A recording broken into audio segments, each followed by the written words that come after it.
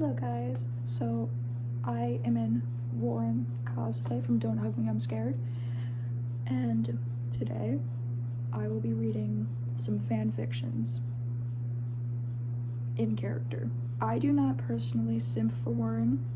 I think he is an ugly red flag. So yeah, that's all I really gotta say. If anything gets too spicy, I won't read it and I'll cut it out. Sorry, but I will put the stories in the description if you want to check it out. So let's get started. I didn't know people liked me so much that they wrote about me. That makes me really happy. You sat upon the familiar red leather seats of the restaurant you would visit every Friday night with your lover Warren. Oh, you're gonna make me cry? It sort of became a tradition after he asked you like clockwork to go get a restaurant-styled meal with him here.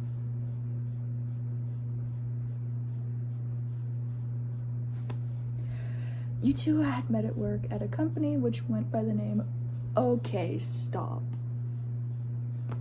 It was mainly built off of advertising and short films showed to kids at their schools to advertise anti-bullying.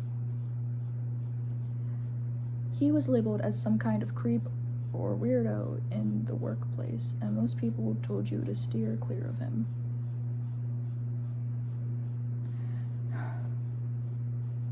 I'm actually gonna cry now.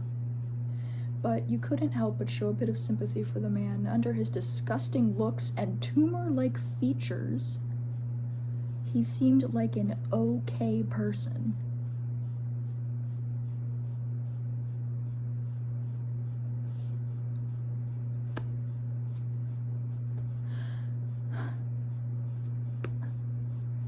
I have no words. That just hurts, but I have confidence. Fine. Like I said earlier, after you two had formally met, he'd go up to you at your station in the animating department every Friday and ask if you'd want to go get a restaurant-styled meal. You declined the first few times, but you eventually came around and started going with him. Poor guy had no one else who'd even think about wanting to go.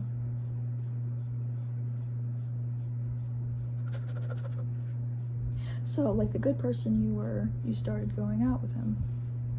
Admittedly, these meetups were a bit awkward at first. You both barely talked over the food once arrived, and the little conversation you made was always cut short in some way. You gotta work on it. But both of you started to warm up to each other, and the atmosphere became less stuffy over time. You both got comfortable talking with each other. That's great.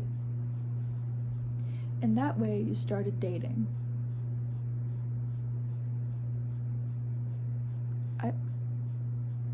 I don't know if I'm comfortable with that. Keep reading though. You're a bit wary of this at first, since only a few months before you two made it official, he had been fired for harassment. No. No. No. I did not harass. They didn't take my business idea. That was their fault, because they're stupid.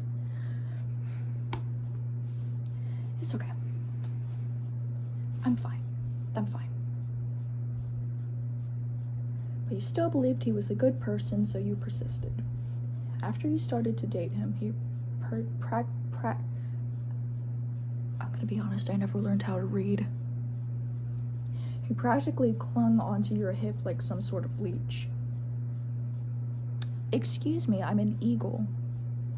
Okay? My wings just haven't sprouted yet. Because I'm just a late bloomer. He would bring you chocolates and flowers with whatever little money he could scrape up.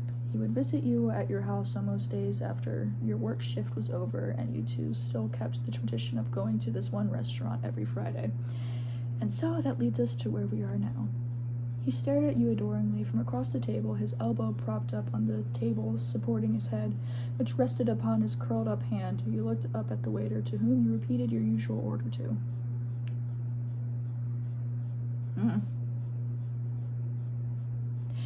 His gaze faltered as he started to think. He had doubt in his heart about your two's relationship. Why would you possibly love him, of all people?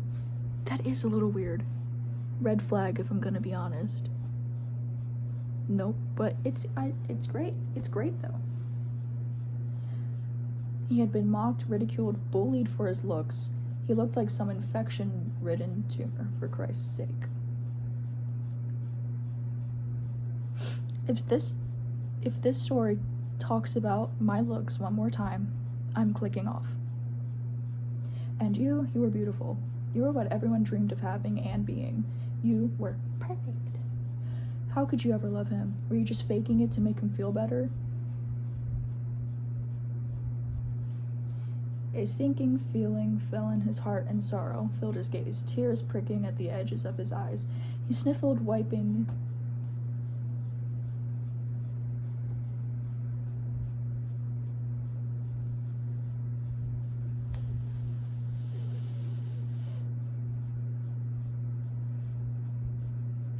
sinking feeling formed in his heart, and sorrow filled his gaze, tears pricking at the edges of his eyes.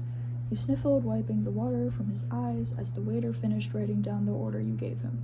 He looked at you, resting his arms against the table as you made eye contact with him, and then he popped the question. What question? Would you still love me if I were a worm? Wait. So...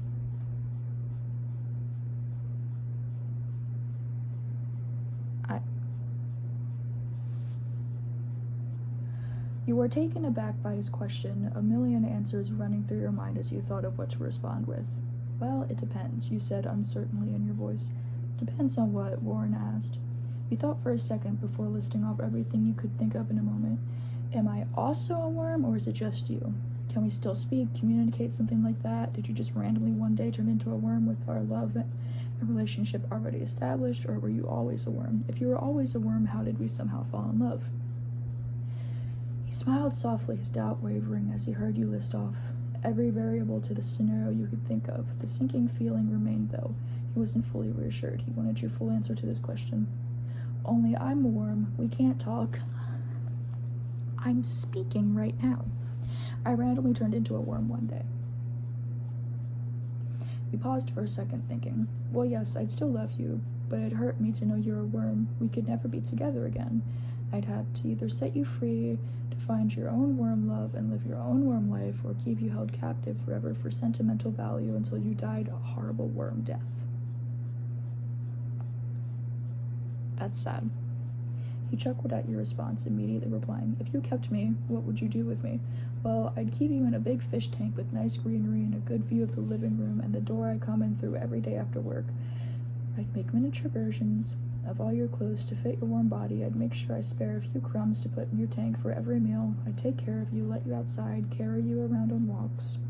The list went on, and his smile grew wider with everything you'd list off. The sinking feeling he felt now disappeared, and he started to feel warm and fuzzy again, his cheeks dusted pink in a light blush. They're always pink. Thanks. Just as he spoke, the waiter from before came back with the food, setting it down on the table along with the drinks you had ordered for the both of you. Immediately stopping your conversation, the both of you began to eat, chatting along about things unrelated to what you had originally talked about. Whoa. Warren seemed content and happy with your answer, and unbeknownst to you, the answer you had given him was confirmation that you were an absolute keeper for him, and he wasn't going to take you for granted while he had you.